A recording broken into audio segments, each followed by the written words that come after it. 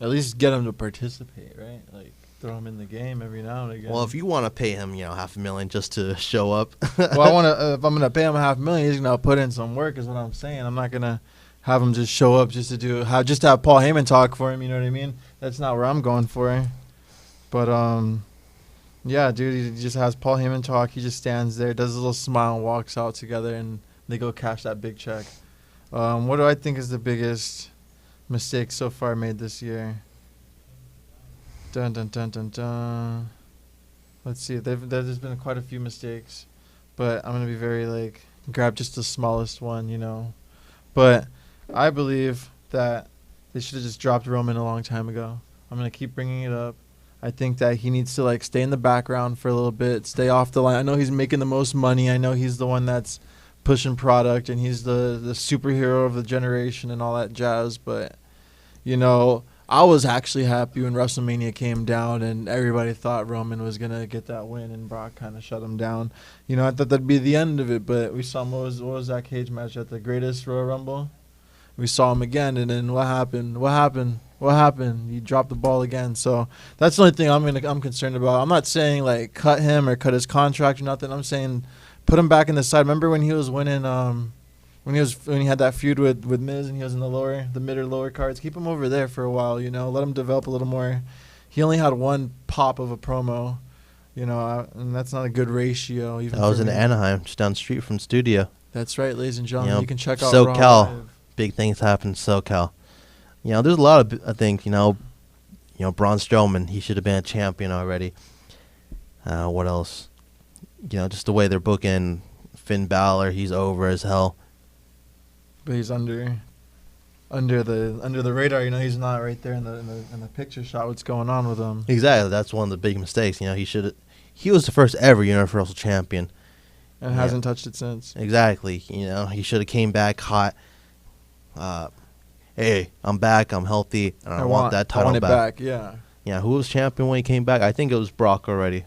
Yeah, I think he just won it because I think he came back day after WrestleMania. Mm-hmm. So, you know, he should challenge Brock Lesnar, you know, the Raw after WrestleMania. So Brock would have the Universal Championship for one day, and he can be like, how's that feel? And that was me, you know, a couple months ago when I won it at SummerSlam. It all came full circle. It would have been perfect, WWE. It would have been perfect. You know, but, you know, from free admission, I think Balor should get Roman's spot. It won't happen, but I can dream, can't I? I think so. That would be great. Even if Balor was in Roman's spot and if Balor kept losing like how Roman has, at least I'd be more satisfied with it. I'd feel like it's more of a thing. But when you have Roman, who's just as big as Lesnar, taking L's, it doesn't really taste good, you know. But if it's the whole underdog angle with having him there, I feel like it would at least have made more sense of why he can't pick up that win, because Brock is still that beast compared to Balor. And maybe Balor would finally overcome it when he goes demon mode or whatnot. I agree that. That's a great question or a great statement right there. I agree that someone else should be in Roman's spot. I'm not going to say Balor. I'm going to say Seth Rollins. Okay. He's one of my guys, probably the best, you know, one. If AJ Styles, you know, number one talent, then Seth Rollins 1B. Mm. You know, they're that damn good. You know, he's getting the push. He's finally getting recognized. He's IC champion. And what happens every week, he has he has the best match. You know, if he's on the card, he's going to have the best match. Yeah. Roman selling with the body arm drives me insane. Hey, you know, I'll give him his credit. It's smart. You know, a chop isn't going to hurt when you got, you know, 5 inches of you know, is it steel? I don't know. I haven't seen it. I haven't picked it up. You know, I don't see the refs checking that every week, but, you know, I'll give him his. It might be loaded, ladies and gentlemen. That's a smart play. But, you know, well, I was going to say, I really like the question our friend Adam Woods had. What was the biggest misstep that WWE had this year? But we're going to talk about one of the biggest missteps they had in general, and that's the invasion angle. That's right, ladies and gentlemen. You know, the invasion angle, you know, a dream that everyone wanted to see happen. WCW and ECW guys finally coming over to the big leagues, WWE, WWF. So here's how it went down. Break it down. Yeah, Vince McMahon, finally was able to kick Ted Turner's butt about to purchase WCW for real cheap, like a couple million. Mm-hmm. Yeah, like $3 million, no more than $5 million. It's ridiculous how much they screwed up that it went for chump change for him. So they're simulcasting Raw and Nitro. And what happens? Shane McMahon shows up over at Nitro, so he's on the screen, telling us that's right. The contract does say McMahon. Shane McMahon. Classic. Dirty dog. That dirty dog over here. I just want to read this comment. Triple H buries everyone. The end. Yeah, pretty much. But we're going to jump a little more into it. So as you can expect, when you have purchased your biggest competition and basically all the rights to everyone who works there except, say, few big names. We'll get into that just a sec. So, I believe May 21st or May 2nd, Lance Storm. He's the first WCW, let's just say foreign guy, to come and invade. He super kicks Perry Saturn, which kicks off a whole, domino effect of WCW, ECW guys coming in, jumping the Fed, which leads to a great, just a great moment in wrestling history. The whole the Alliance attacking the WWE guys, and what happens? You see a truck pull up on the outside of the building. Who is it? Stone Cold Steve Austin. Bow. Things are getting intense. Yeah, Booker T, Taz, Scott Steiner, they're all coming over to the WWE. And WWE, they really dropped the ball.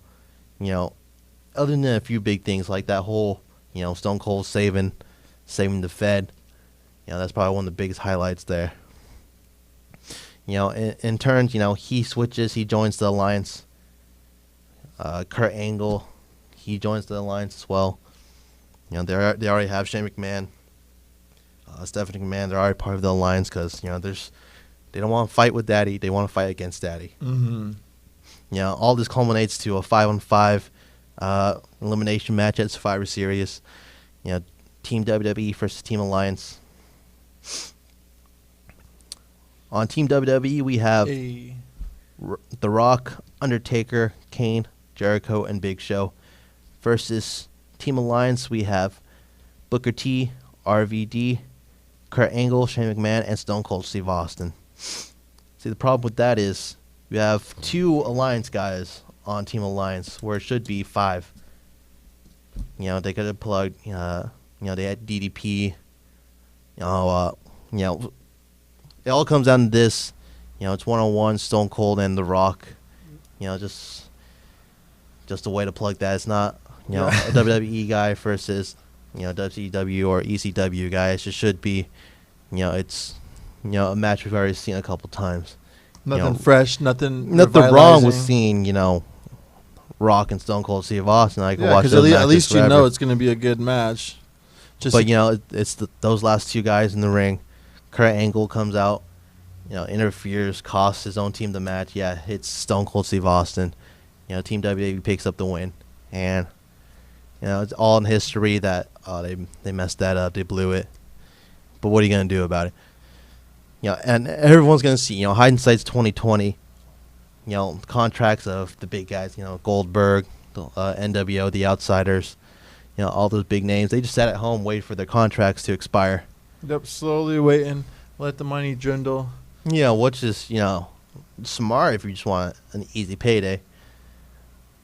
But Vince McMahon should have just bought out the contracts, brought them over, and the whole invasion angle would be a totally different story if you had the big names like Hogan coming back, the Outsiders, Goldberg, and Jim Cornette.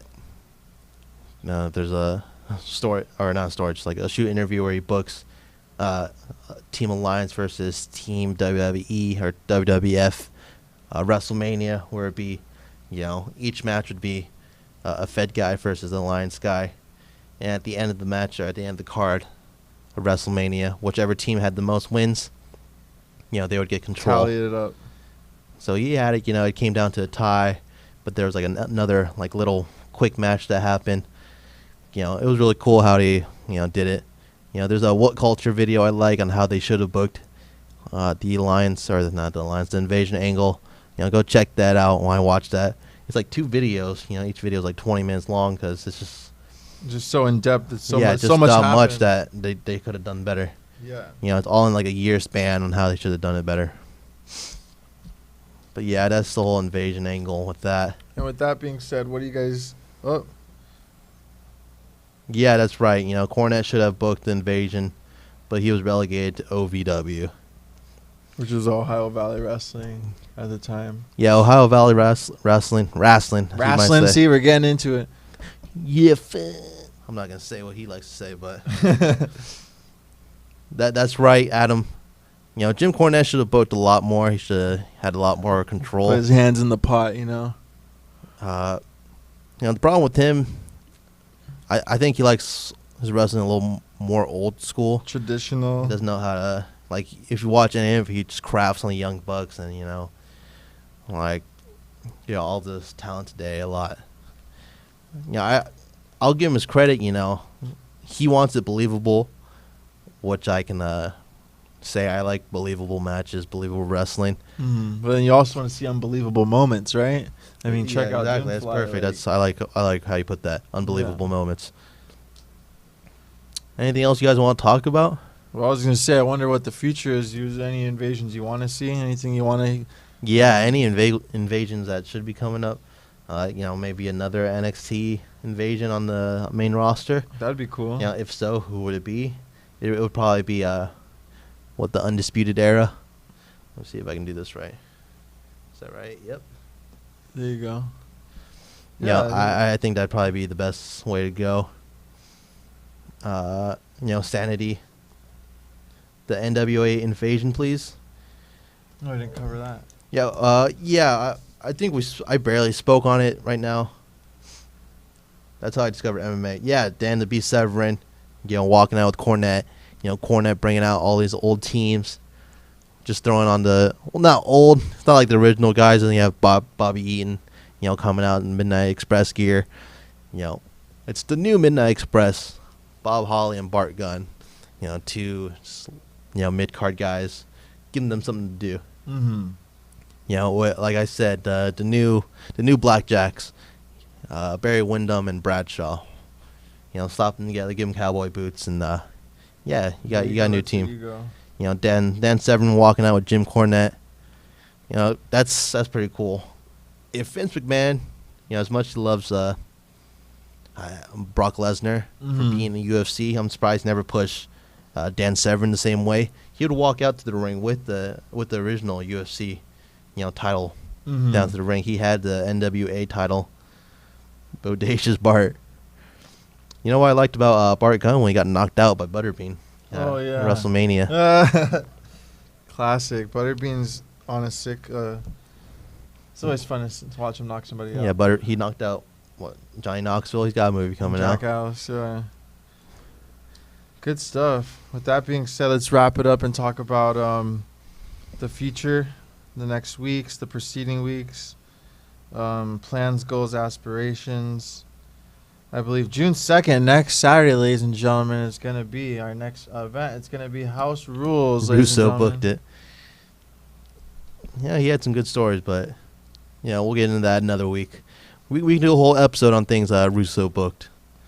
But what he did, he could have done. Lance, take it away. We got some shows coming up. That's right, ladies and gentlemen. Our next show is going to be House Rules. It's going to be at the De La O Jiu-Jitsu Center. It's going to be next Saturday. Doors open at 5:30. Show starts at 6. You can get your tickets for $10. John's supposed to be here to plug us up. I'll see him on Tuesday probably. And with that being said, afterwards we have another pay-per-view coming up later on this month. But keep your eyes peeled, ladies and gentlemen. Bullyzone plans on going more expansion as summertime approaches. We got this kid out of school. I'm switching up jobs. I'm making time available because Bullyzone is the priority. Bullyzone is a hungry beast ready to make moves. So let's take over summer together. Maybe we can get Bullyzone on the beach. With that being said, I have nothing else to plug in besides WWE Network for a lovely $9.99 a month. You can even get this month's pay-per-view. What do you want to say, boss? Let it out. It's the end of the week, Let any of that negativity out of the way, so that way we have nothing but money and success in this week coming up.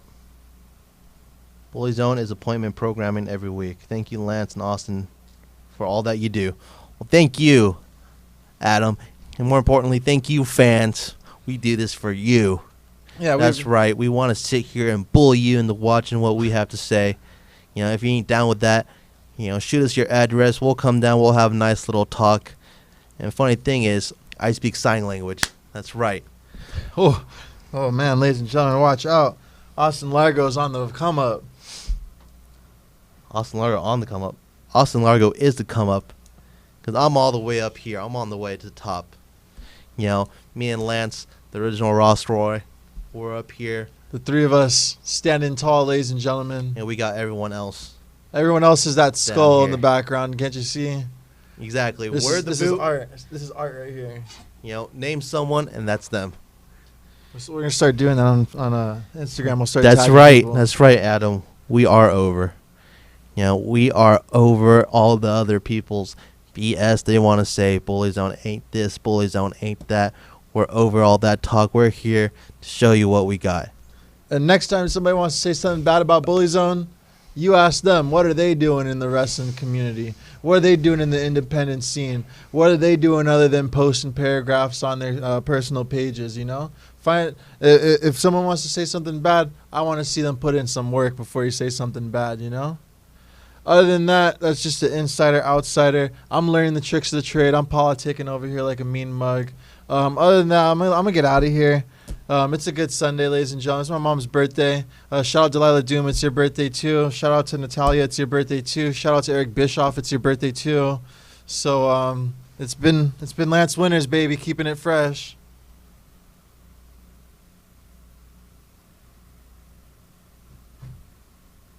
Why are you kicking me, dog? Let me have my plan paused.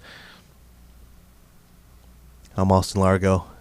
And you watched the Bullyzone podcast. We're out.